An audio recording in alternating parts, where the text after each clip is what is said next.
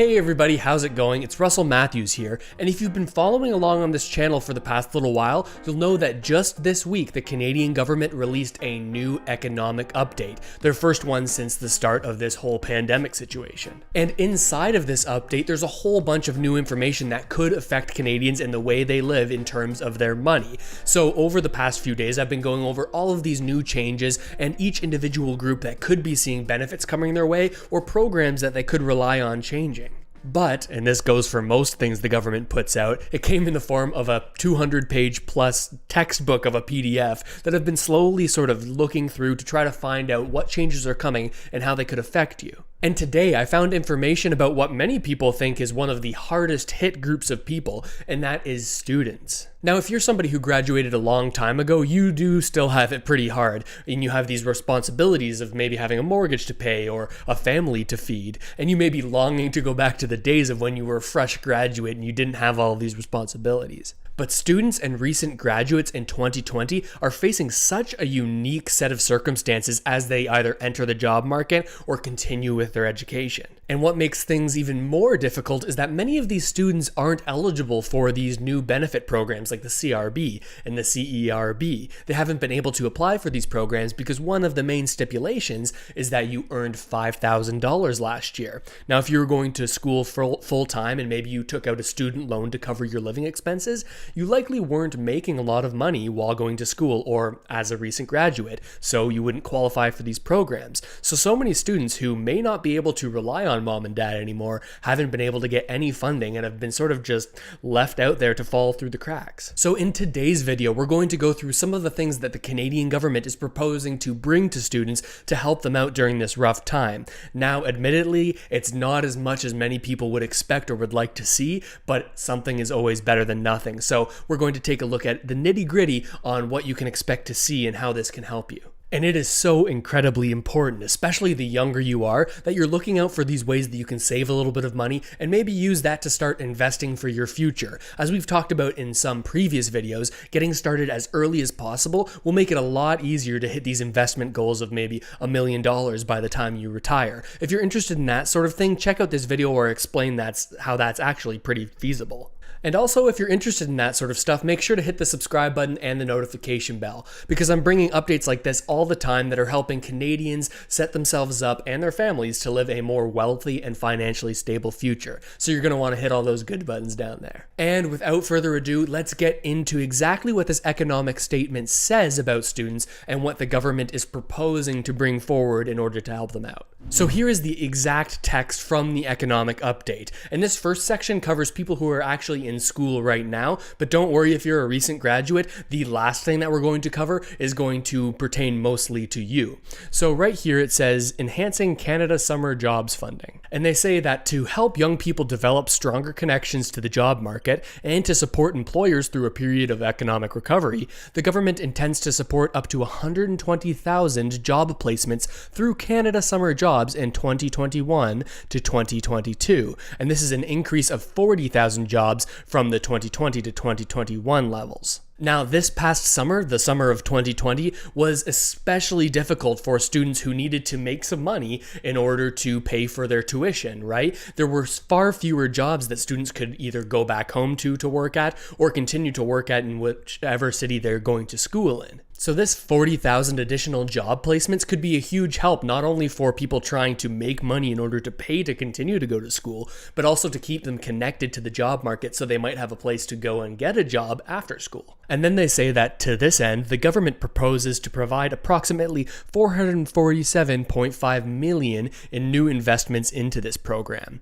Then they say that this investment will support employers by helping reduce staffing costs and will be used to extend by 1 year program flexibilities introduced this year, including the ability to hire youth outside of the summer months. Now, it will also increase the maximum amount of wage support, allowing employers to receive up to 100% of minimum wage for each employee. Employers will also be able to more easily hire part-time workers, and employers will be able to adapt their projects and job activities to support essential services. The most impactful thing that I'm seeing here is this 100% of minimum wage for each employee in wage subsidy that the government will give to these businesses who hire students, or at least that's what it sounds like. Now, this is only minimum wage, but if somebody's going to be making more than this, then perhaps they could subtract this minimum wage from how much they're required to pay the employee, making it far cheaper to hire students into more higher level positions. And again, this is just a proposal of what the government wants to bring in and put into place. So as these details sort of cement and become more concrete, I'll make sure to keep updating you on this channel so that you can know what's coming down the pipeline. This next section on youth employment and skill strategy sort of kicks this ball even further, because they're saying that to help young people, including those who may face more complex barriers to employment and who may have been driven further from the labor force due to the pandemic, it's going to help them to gain the skills and experience needed to find and keep quality work. The government proposed to invest $575.3 million over the next 2 years into the youth employment and skills strategy to provide approximately 45,300 job placements for young people. Again, more of the same as above, but this could be a huge help for students. And this last section, I think, will be the most important for graduates who have already graduated and may be just entering the workforce and are having to start paying off their student loans. It says that to ease the financial burden of student debt during the economic recovery, the government intends to eliminate the interest on repayment of the federal portion of the Canada Student Loans and Canada Apprentice Loans for 2021 to 2022. Now, this measure will bring $329.4 million in relief to up to 1.4 million Canadians who are looking for work or otherwise in the early stages of their careers. Now, I say that this is the most impactful for graduates, but if you are yourself a graduate who's had to pay off some of their student debt, then you're likely a little underwhelmed by this, because at the start of this pandemic, we saw 6 months where all repayments were frozen, not just the interest on these repayments. Now, typically when you're paying back these student loans, you would have to pay a little bit towards paying down the loan, right? Repaying the actual money you borrowed. And then also a portion of that would be the interest that you are paying on top of that repayment of the money you borrowed. So that's just the interest penalty that you're being charged for borrowing this money. So I guess what the government is saying is that they don't really see that it's fair for you to be paying this interest on top of already paying back the loan, at least for the foreseeable future.